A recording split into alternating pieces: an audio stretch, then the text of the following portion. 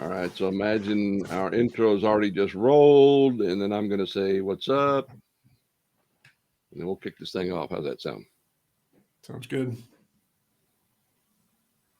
What's up, Jason? How you doing, man? I'm good. How are you? I'm doing well. I'm well. We're back for podcast 001, and we promised everybody they were going to get to know all about you today. So why don't you tell everybody the story of Jason Keller? I've known you for a long, long time, but go back as far as you feel like it matters. I want everybody to hear your story, man. Tell them all about yourself. Yeah. So I grew up in Dallas and got into luxury automobile sales through the Sewell Automotive Group and spent the first part of my career in car sales and then management, finance at a car dealership. Ended up in San Antonio for one of the Sewell dealerships here in San Antonio. And that's where I met Jim, which has been about 15, 20 years ago, I guess, at this point. Yeah, been a long time. It's been a while. We've seen some things together. But got married, decided to have a family. And at that point, that's when I realized that the car business was going to be, although I learned a ton. And by the way, great book, Customers for Life, which was written by Carl Sewell, which was really what got me into professional sales as well as the car business, but still use every bit of it today. So definitely one thing, Jim and I are avid readers, and so we're going to talk about some books along this journey as well. But just wanted to throw that in there. But decided. Well, let me interrupt you real quick there, because like I said, I've known you for that long, all the way back in the Sewell days. What are some of the things you felt like you learned from Sewell? I mean, iconic dealership. What are some of the things you felt like you learned when you were at Sewell that really are serving you well now? Well, I mean, taking care of customers, taking care of people, which is kind of, that's going to be the baseline of this whole podcast and kind of our journey with the people that go along with us. And, seeing around corners, trying to anticipate people's needs, making an experience unique. Let's face it, buying a car can be stressful, buying a house can be stressful. Top, 2 or 3 things that are stressors in people's lives. So, if you can make those, I mean, not easy, but if you can, give good information up front, be proactive, and just, kind of humanize the process, it just makes things so much better. And that was really a large part of it. I mean, obviously, I worked for a world-class sales organization, so the sales skills were there. I was already an AM, competitive, with myself a lot of the times, other people too, but it's sales is kind of a never ending race that you're always, competing against yourself if you really get to that, that next level. But anyway, I think the main thing is just the customer service and taking care of people and humanizing the transaction. And then of course, taking that, the work ethic and all that stuff. I mean, that, that's part of it. So. And you met Lisa there? Met my wife there. We both worked at the dealership together.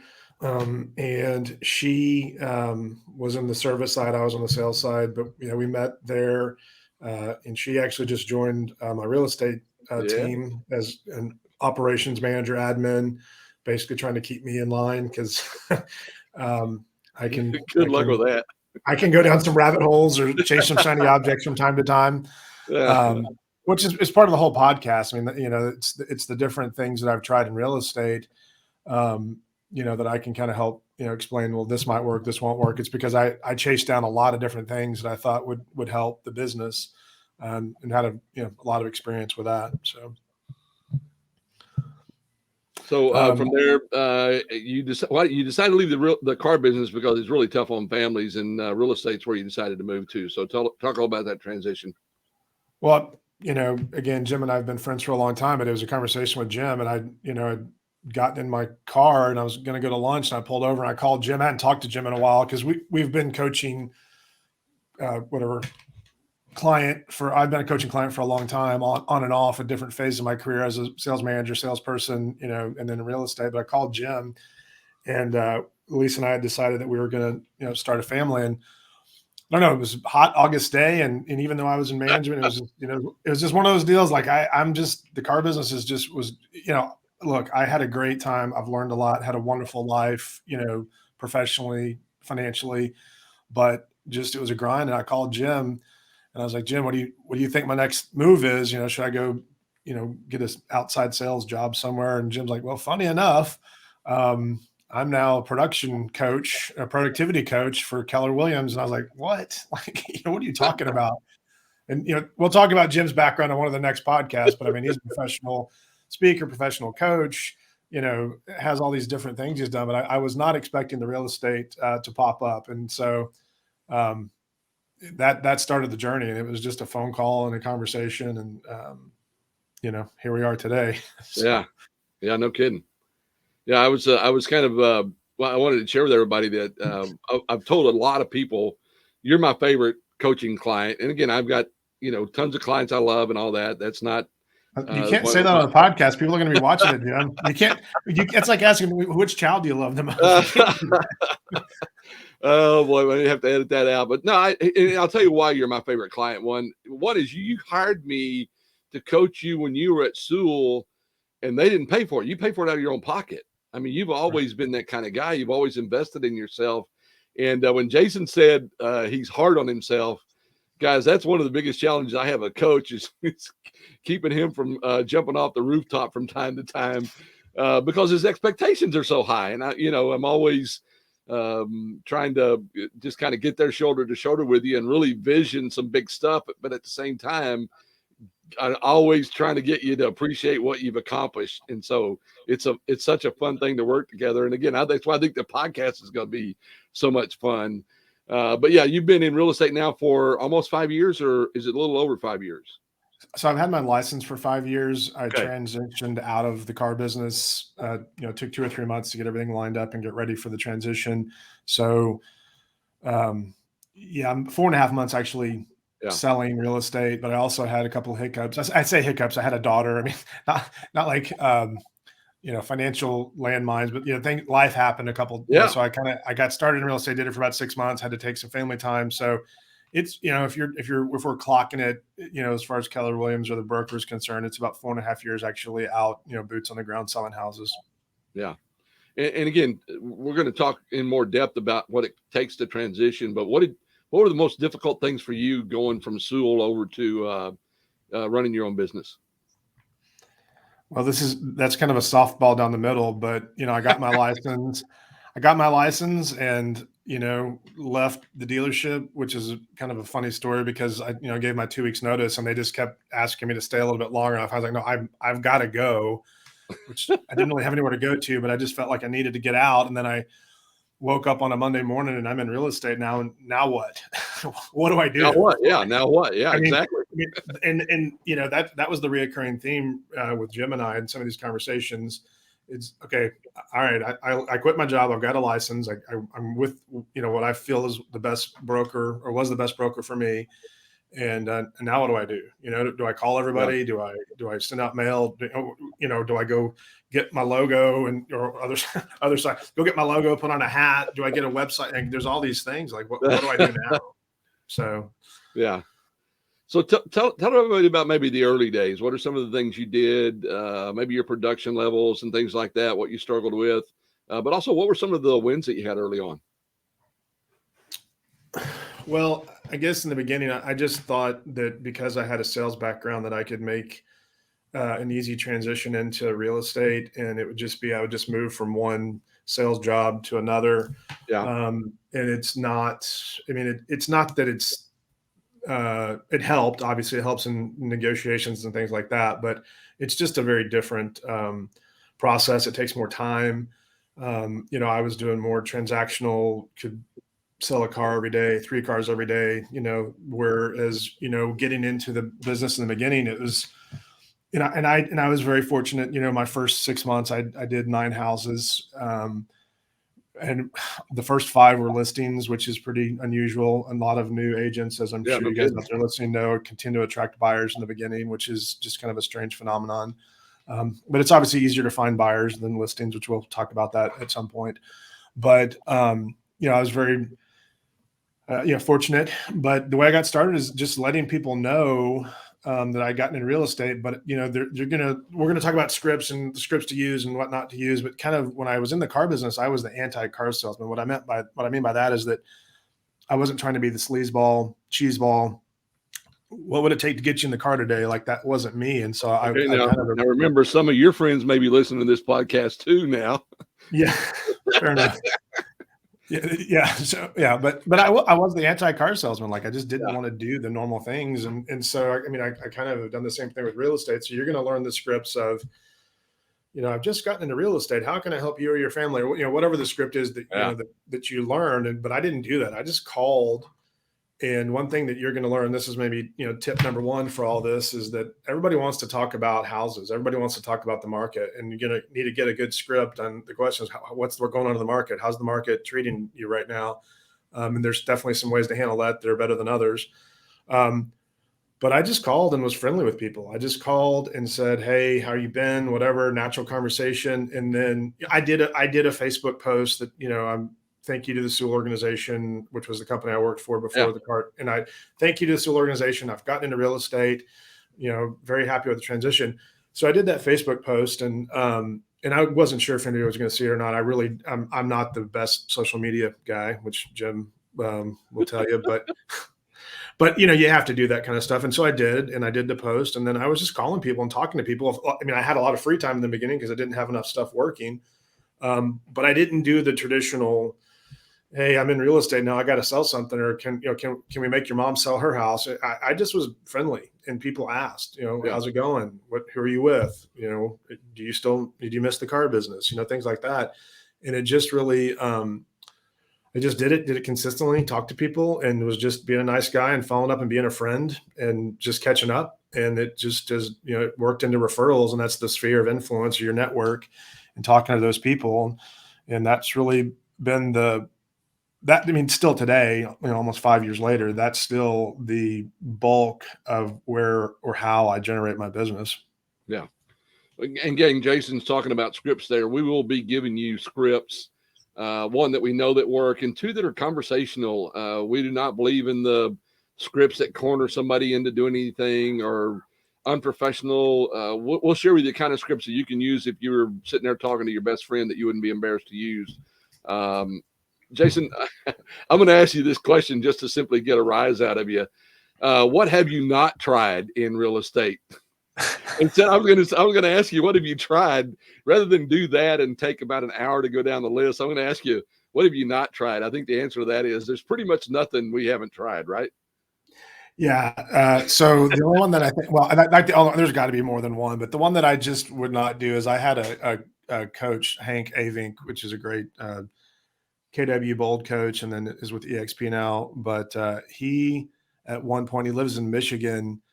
Went out on a street corner with just his underwear on and held up a sign saying, "I sell houses," or something along those lines. So I haven't tried that. You haven't tried that? No, I didn't do that. I'm a big boy. I don't think not going to happen. In my skivvies. Sorry, No, you don't want to be in real estate that bad, huh? No, well, that's what he said. He goes, "If you're committed, you do it." I'm like, "Okay, well, I'm not committed." Then I'm out of here. Easy enough. So, although, guys, I will say this. There's something that works for everybody, though. What Jason does works for him, and we've spent the better part of the last year and a half really getting zeroed in on what works best for Jason. There is something out there that works for you, and not there's no one thing that works for everybody, and there's not everything works for just one person. One of the things that you'll find in our podcast, we're going to talk a lot about. Let's find out what works best for you. And Jason, you switched over, and I started coaching you again about a year and a half ago. That sounds about right? About November, October of 21. Yeah, I think October, November will be 2 years. Yeah, Yeah. that's just dedicated real estate coaching. And so Jim did a great job of helping me get started because he was a productivity coach at an office in Houston, and so we talked, but yeah, as an actual dedicated coaching relationship, it's about almost a year and a half. And so right now, guys, just because Jason probably won't say it, but I will. Actually, he probably would. I don't know, but I'll say it for him. Our plan this year is to do right at 60 units, personal productivity, and we're starting to develop a team around you to add additional units to that via ISA and buyer's agent.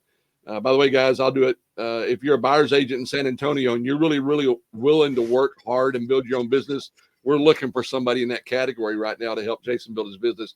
Jason, what is it you've zeroed in on? How have you gotten to this place where, like I said, I think you're on track to do about 60 units this year, somewhere in that neighborhood. What do you feel like's got you there? Well, I think a lot of what we're going to talk about is just the basics. And, I have on my computer screen, if I could turn around it and show it to you, it's, it says consistent, resilient. And I've, handwritten it on there in little sticky notes, but I look at that all day, every day. And I think those are the two key elements. And so, um, really broken it down to, I do 5 things every day, no matter what. And there's time blocking. There's all these different things you hear depending on, again, which brokerage you're with. But so I time block, and I have 5 basic activities that are pretty simple. I don't know if we want to get into that in this call, or if we're just kind of giving a background of, how I got started, but it's just being consistent and doing the same things every day. And like Jim said, if it's, a sandwich board and your underwear out on a street corner, if that works for you, just do it every day. I mean, that's the Yeah. thing. Or if it's, you send yellow envelopes instead of white envelopes, or whatever works, open houses, door knocking, there's, 100 different ways to do this. But Yeah. for me, it's just being consistent, on making sure that I'm touching people. Jim, I think he calls it tapping on the shoulder, tapping on the head, but just being consistent. Social media. I mean, there's direct mail. But we'll get into all that, all the different venues, through the next podcast. So tell everybody what you see ahead of you. What is it we're working on now, or what do you? And again, one of the languages that Jason and I have, particularly when we first started coaching, is can you see it? All right. Not are we there? Are you doing that? We talk about run rates. We don't talk about number of units per year or those kinds of things. We talk about run rate. Are we at the run rate to accomplish the goal that we have? And when I say about run rate, are you doing 2 a month? Are you doing 3 a month? Are you doing 4 a month? Are you consistently cranking out a run rate that gets the number you want? We focus on that, but I'm always asking you, can you see it? All right. Now, you don't have to actually be doing it yet, but can you see it is the question I ask a lot. What do you see in front of you right now, Jason? What do you see happening in the next year, 2 years, 3 years? What do you see for the Jason Keller Group? Yeah. And again, so, for us in this podcast, you're always going to get the full transparency, good, bad, or ugly, the things I did that didn't work, that were a great success. I'm not bragging or whatever else, but I want you to know what it looks like to be able to get to the, and again, there's bigger teams than I am, or whatever else, but I'm experiencing a decent level of success. I want to share that with you. So I know that's, kind of a preamble, but we've got the run rate where it's about, 4 deals a month pretty consistently. And that's happened over time. Jim's number of 60, that's kind of the not to be denied number, 60 deals. And then the transparency portion of this for me is I've, since the beginning, since literally day one, struggled with the concept of team, or just being a strong, solo agent with a couple of admins and a transaction coordinator. And the, being able to see it, or the future, or what's over the hedge, is that we're going to go ahead and expand and build out the team. Brought an ISA in, and thank you for the plug, Jim. But yeah, we're going to be bringing in probably a second ISA, as well as some buyer's agents. So I don't know when whoever you are out there watching this podcast, we'll probably always need buyer's agents, even if it's a couple of years down the road, but the door is definitely open. So it's, it's keeping my personal production at a good, consistent level. And then adding, if you haven't read the MREA, if you're with EXP or, Remax or whoever you're with, MREA is still a phenomenal book. It is the playbook, in my opinion, on how to build a business. And so we're going to level, I guess, what is it, level 4 this year in the book. If you read it or have read it, you know what I'm talking about. And then we're just going to keep building it out, but doing it methodically, making sure we hire the right people and the people that fit what we're doing. So, and I can throw some numbers out there, but it's really, that's all going to be dependent on when we find the right people to be on the team. Yeah. So what's the one last piece of advice you might have for anybody that's listening to this that is asking themselves now what? The number one thing I would tell you is that you can do it. You just got to pick what you want to make your daily activity in a habit, and burn it in and do it every day. And then, like Jim's saying, have a vision for where you want it to go and what you want it to look like down the road. Um, and yeah, just reach out to us. I mean, that's really the main thing. That's what we're here for. We're trying to share what we've learned, and Jim's experience with all the hundreds of agents that he's coached and taught, and then me actually doing it day to day. I think we have a pretty good perspective, kind of from the whole spectrum of the career. Yeah, as we've talked about doing this podcast, I think that's the beauty of the whole thing is you're going to get a lot from Jason at ground zero, some of the things he struggled with. And again, I so appreciate you, man. You're willing to be transparent and tell the agents out there for real what happened. And like I said, I've seen a lot of it myself. So I think it's going to be a good combination. Gang, if you enjoyed this, down below, you can subscribe to our YouTube channel. Hit a like down there. Leave us a comment. If you are listening to this on audio, don't hesitate. Again, you can reach out to us and let us know what we can do to help you. Subscribe to it and pass it on to somebody else. Share it with somebody else. Jason, as always, I've always appreciated how transparent, open you are. It's what makes you so much fun to coach. I'm looking forward to what we're going to be able to share with folks. It's going to be a lot of fun. Me too. Looking forward to the journey. All right. Take care, gang. We'll see you next week.